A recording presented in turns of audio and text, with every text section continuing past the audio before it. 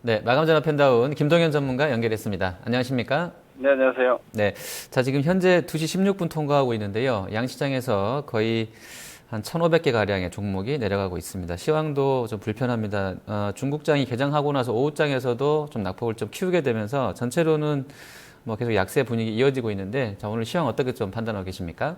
네, 일단 12월 앞두고 관망세다 이렇게 보시면 될 것 같습니다. 박스권 흐름 속에서 지난 7월 달, 8월 달 급락을 8, 9월 달, 10월까지 급반등으로 되돌림을 줬고 11월 들어서 한 번의 급락, 한 번의 급반등, 그리고 다시 또 중립지대에 들어왔다 이렇게 보시면 될 것 같습니다. 기본적으로 121선, 61선도 2000포인트대고 중장기적인 월봉 라인들도 지금 2000포인트대에서 20개월선, 60개월선 다 수렴되어 있기 때문에 현재 구간 정도에서의 등락을 크게 의미를 둘 상황은 아닌 것 같고요. 12월 달에 그리고 오늘도 MSCI 리밸런싱이라든지 중국 SDR 편입, 12월 3일 22회의, 12월 17일 FMC 아주 큰 굵직한 이벤트들이 오늘부터 시작해서 약 3주간 계속되기 때문에 그 안에 시장이 강력한 방향을 위아래 모두 잡기는 쉽지 않을 걸로 보여집니다. 그렇기 때문에 여전히 종목별로 집중하시면 될 것 같고,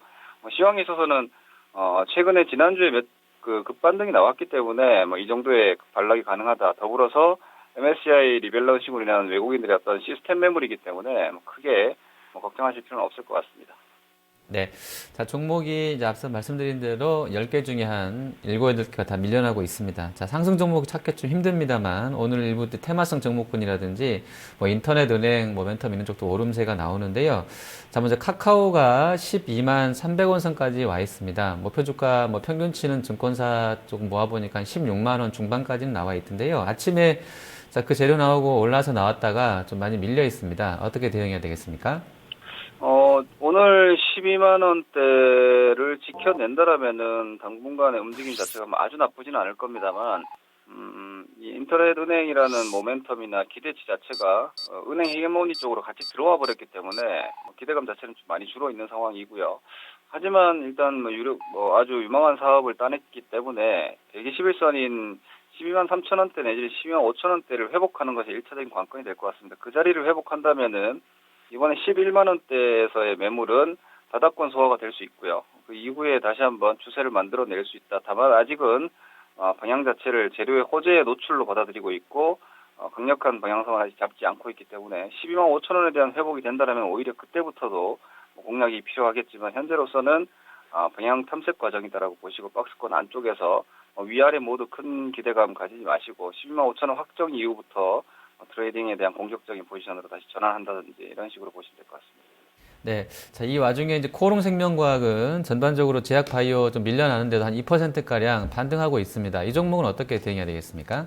네, 일단 시장에서 이제 사실 제약바이오도 저는 조금 이제 평범한 종목군으로 들어오지 않나 싶습니다. 이번 10월, 11월 달에 한미약품의 추가적인 기술 수출과 함께 다시 한번 분위기가 제약바이오 섹터로 한번 크게 휘불었지만 그런 시세가 연속적이지 못한 상황이고요. 이번 11월 초에 급반등 이후에 지금 시간상으로 봤을 때는 이미 한 달여 지난 상태에서 종목들이 2차 시세를 주지 못했다라는 것은 이 이슈 모멘텀이 좀 약화된 것이고 거기에 대한 그래도 기대감을 가지고 있는 종목이 코롱생명과학에 대한 어떤 회사 측에서 진행 중이다라고 공표를 했기 때문에 이 종목으로 사실 여기서 제약바이오 섹터가 추가적으로 재착 급락이 나와버린다라면은 시장 전반의 성장주 심리가 상당히 또 얼어붙어 버릴 수 있기 때문에 그렇게 되면은 공식적인 중장기 쌍봉 패턴이 되기 때문에 큰 종목이 아니라 코롱생명과학으로 이 투자 심리 자체를 좀 방어하고 있다라고 보셔야 되고요. 사실 이런 시세는 종목 자체, 코롱생명과학 자체로 봤을 때는 나쁘지 않은 상대적으로 좋은 시세지만 이 심리를 한미약품이나 한미사이언스로 잡아내는 것이 아니라 그 외의 종목이 코롱생명과학으로 잡고 있다는 점에서는 코롱생명과학이 괜찮기 때문에 다른 종목 매매하는 것을 좀 주의하시고 앞서 말씀드렸다시피 지금은 성장주들도 너무 비싸게 사면 안 된다. 상반기에 시세가 충분히 나 있기 때문에 천연 시세가 아니라는 점에서는 눈높이 계속해서 낮추시면서 단기 트레이딩에 능하신 분들만 하실 대상이 아닌가 싶습니다. 네. 자, 그리고 만도 보겠습니다. 일단 뭐 환율 부분이 한 5원 정도 올라 있는 상황에서요.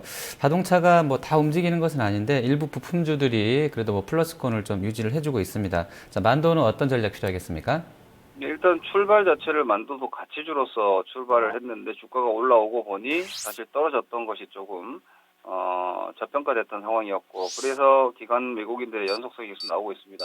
일단 기본적으로 만도 같은 경우에도 그렇고 자동차 부품주 완성차 섹터 전반이 밸류에이션 매력도 아직도 가지고 있기 때문에 지난번에 현대차 같은 경우에 먼저 조정 나왔기 때문에 이후에는 오히려 방어 역할을 할 수 있다고 말씀드렸는데 오늘을 아침에 버티다가 지금 같이 밀렸는데 자동차 섹터는 이렇게 보시면 될 것 같습니다. 먼저 올라와서 조정을 먼저 받았기 때문에 오히려 시장이 여기서 조금 더 흔들린다 하더라도 방패 역할은 계속 해나갈 섹터이고 시황 전체로 본다라면 대형 섹터, 대형 수출 섹터에서 이렇게 선행 조정을 받아서 바닥권을 다지고 있는 종목이 있다는 것은 시장 위험 자체로 봤을 때 뭐 위험이 크지 않다 정도로 이해하시면 될 것 같고 자동차주는 지금 고성장 섹터도 아니고 그렇다고 해서 밸류에이션적으로 봤을 때도 아주 타 업종 대비해서 월등한 저평가는 아니기 때문에 시장을 판가름하는 중립적인 포지션 정도라고 보시고 직접 공략 대상은 오히려 조금 사이즈가 작은 중소형주 쪽에서는 아직도 메리트가 큰 종목들이 많이 있기 때문에 선별하시면 될 것 같습니다. 네, 자, 하락 쪽 보겠습니다. 자, 셀트리온이 뭐 9만 원대까지 올랐었다가 현재는 이제 8만 원 수준으로 조정 계속 좀 이어지고 있습니다. 자, 이 종목은 뭐 유럽 쪽이나 미국 쪽 모멘텀 받으면서 좀 각광이 됐던 종목인데요.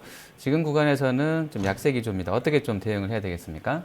네, 일단 제약바이오는 두 가지 관점으로 보시는 게 맞을 것 같습니다. 한 가지는 시장에서의 어떤 고변동 성장주로서의 어떤 상징적인 트레이딩 관점이고 또 하나는 실질적인 기술 수출, 즉 외형에 대한 확장 기대감, 뭐 기업의 어떤 본질적인 성장 기대감인데 셀트리온이랑 코롱생명과학 이런 종목들이 지금 다른 종목 업종들보다 좀 양호한 이유는 유력한 재료가 나오지 않을까. 재료에 대한 어떤 기대치 자체가 어떤 다른 종목보다 좀 높다라는 데 대한 프리미엄인 것 같습니다. 그 관점으로 본다면은 셀트리온 같은 경우는 올 내년 연초까지는 일단 미국에 대한 허가권이 기대가 아직은 되고 있는 상황이기 때문에 저가 매수 관점에서의 접근은 가능하다. 지난번에도 너무 높게 전고점 97,000원 바라보는 자리에서 쫓아가시면은 좀 당분간 힘들 거라는 의견을 드린 거와 반대로 오히려 8만 원 초반이면은 접근을 한번 가능하지 않을까 싶습니다. 로스컷을 종가 8만 원 정도 잡으신다라면은 리스크를 계산하셔가지고 8만 5천 원 이하 권역에서는 다시 한번 저가 공략이 가능하고 이 모멘텀이 소멸되기 전까지는 다른 종목보다는 상대적으로 시세에 민감도 내지는 방어력이 좋을 거다. 이 관점 접근 가능할 것 같습니다. 네.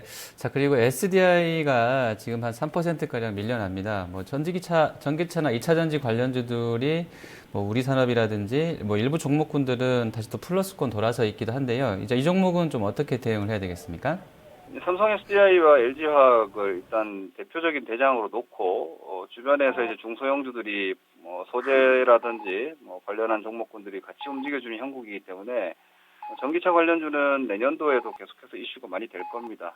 구조적으로 아주 메커니즘 자체가 전기차 2차 대형 전지에 대한 어떤 기본적인 생산 단가 자체가 떨어졌기 때문에 시장이 어떤 규모권으로 들어간다라는 분석이 지배적이기 때문에 삼성 SDI 같은 경우에 OLED 모멘텀까지 같이 가지고 있고요. 2차 전지 쪽에서는 LG화학이 가장 대표적인 대장이라고 보시되 이것을 만약 OLED 쪽으로 조금 연결시킨다라면은 물론 삼성 엔지니어링의 유상증자 실권 부담이라든 이런 부분들도 있지만 그런 부분들을 반영하고도 이번 바닥치고 올라오는 거 보면 그에 대한 우려감보다는 성장 기대감이 더 있기 때문에 오히려 이런 조정은 바닥 권역에서 공략하지 못하신 분들이 조정 시에 매수할 수 있는 좋은 아주 아름다운 조정이다라고 감안하시고 10만 원 정도의 중기적인 로스컷 라인을 잡으시고 11만 원대 들어온다라면 저가 매수하셔도 되겠다 이렇게 보겠습니다. 네, 알겠습니다. 오늘 말씀 잘 들었습니다. 네, 고맙습니다. 네, 마감 전 업앤다운 김동현 전문가였습니다.